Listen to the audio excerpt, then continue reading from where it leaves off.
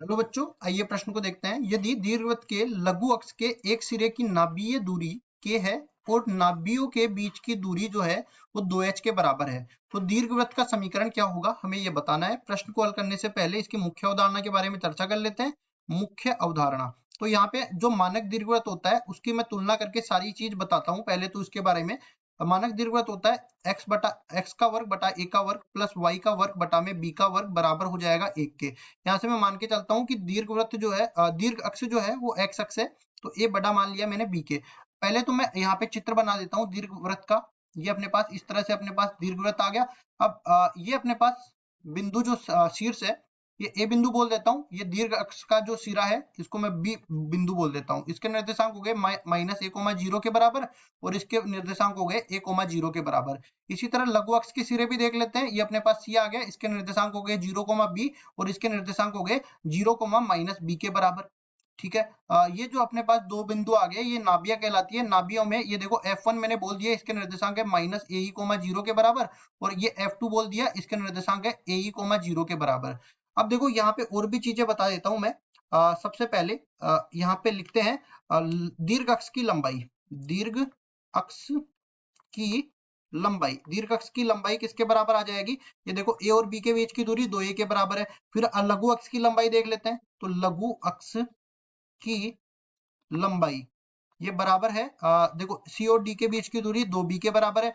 फिर उत्केंद्रता की बात आ जाती है, तो उत्केंद्रता इसको मैंने ई से निरूपित किया है, ये आ जाएगा 1 माइनस में बी स्क्वायर बटा में ए स्क्वायर, इस पूरे का वर्गमूल। और अब आ जाती है नाभिलंब की लंबाई, तो लिखेंगे इसको भी नाभिलंब की लंबाई।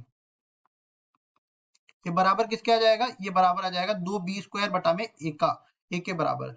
अब देखो दो बिंदुओं के बीच की दूरी कैसे निकालते हैं वो भी समझ लेते हैं। जैसे ये दो बिंदु है P, इसके निर्देशांक मैंने मान लिए x1 y1 और ये बिंदु Q, इसके निर्देशांक मान लिए x2 y2 और दोनों बिंदुओं के बीच की दूरी मेरे को निकालनी है PQ। तो ये बराबर आ जाएगी x2 माइनस में x1 इस पूरे का वर्ग प्लस y2 माइनस में y1 इस पूरे का वर्ग और ये पूरे का वर्गमूल। अब देखो जैसे मैंने मुख्य उदाहरण में बताया है, सारा मान मैं इस तरह से लेके इस सवाल को हल करता हूं। पहला हमें बोला गया है दीर्घवृत्त के लघु अक्ष के, दीर्घवृत्त के लघु अक्ष के एक सिरे की, तो लघु अक्ष का एक सिरा मैंने मान लिया सी के बराबर। इस सिरे की नाभीय दूरी मतलब मैं मान लेता हूं CF2, ये पूरी दूरी के बराबर है, तो मैं लिखता हूं CF2 ये बराबर है के। तो यहाँ पे देखो दूरी सूत्र इसमें लगा सकते हैं। ये क्या बन जाएगा अपने पास? जीरो माइनस में बी, जीरो माइनस में ए ई, जीरो माइनस में ए ई बोल देते हैं। सी के निर्देशांक हमने मान लिए जीरो कोमा बी के बराबर, F2 के निर्देशांक हमने मान लिए ए ई कोमा जीरो के बराबर। अब ये बन जाएगा जीरो माइनस में ए ई पूरे का वर्ग प्लस बी माइनस में जीरो पूरे का वर्ग और यहाँ पे देखो दोनों तरफ वर्ग कर देंगे तो ये भी अपने पास के का वर्ग बन जाएगा। आगे हल करते हैं इसको, ए का वर्ग, ए का वर्ग, ई का वर्ग प्लस बी का वर्ग बराबर हो जाएगा के का वर्ग। इसको मैं समीकरण नंबर 1 नाम दे देता हूँ। ठीक है। यहाँ पे ए, ई और बी ये हमने अपनी तरफ से माना है, अभी हमें केवल के दे रखा है। इसके बाद आगे बढ़ते हैं और यहाँ पे क्या बोला गया है, और नाभियों के बीच की दूरी 2h के बराबर है। तो नाभियों के बीच की दूरी ये देखो F1 और F2 के बीच की दूरी कितनी है? 2h के बराबर है। तो लिखेंगे यहाँ पे F1 अपने हमने मान ली ए ई कोमा जीरो और F2 हमने मान ली ए ई कोमा जीरो। तो दोनों F1 और F2 के बीच की दूरी कितनी आ गई?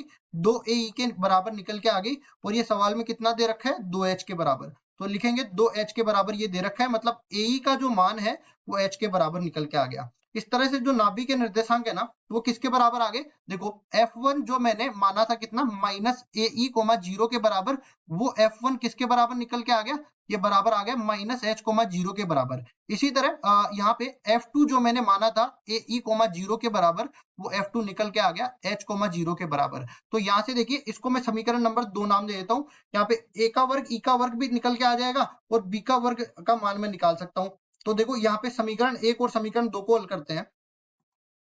समीकरण 1 व 2 से, समीकरण 1 व 2 से यहाँ से कह सकते हैं कि देखो a का वर्ग गुणा में ई का वर्ग ये निकल के आएगा h का वर्ग के बराबर, तो h का वर्ग प्लस में b का वर्ग बराबर हो जाएगा k के वर्ग के बराबर। इसी तरह अगर मैं b का वर्ग निकाल लेता हूँ किसके बराबर? k का वर्ग माइनस में h का वर्ग, ये मैंने निकाल लिया, k का वर्ग का b का वर्ग का मान आ गया।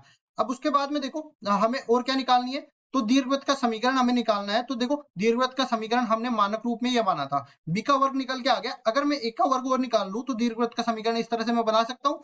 तो देखिए यहाँ से क्या बनेगा, ये अपने पास है ए ई बराबर में एच। अब यहां से देखो, अब मैं उत्केंद्रता का सूत्र इसमें लगा देता हूँ। उत्केंद्रता मैंने क्या मानी थी, ई बराबर में 1 माइनस में बी स्क्वायर बटा में ए स्क्वायर के बराबर उत्केंद्रता मैंने मानी थी।